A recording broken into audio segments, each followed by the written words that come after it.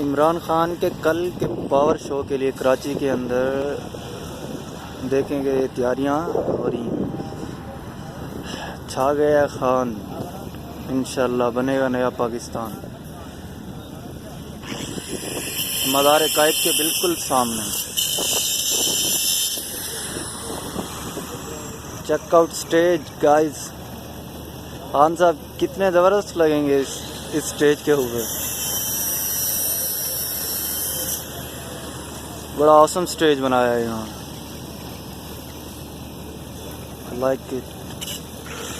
कल का power show Karachi के अंदर।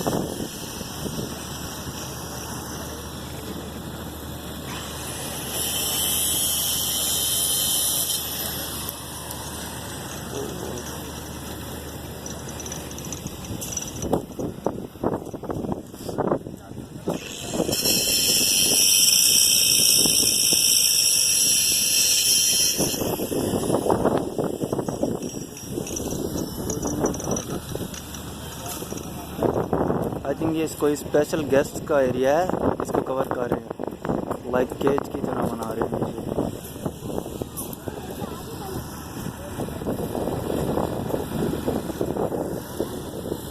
इंशाल्लाह इमरान खान ने ही अब पाकिस्तान को बनाना है, तो सब गाइस जो है वीडियो को शेयर लाजमी करें। कल का पावर शो।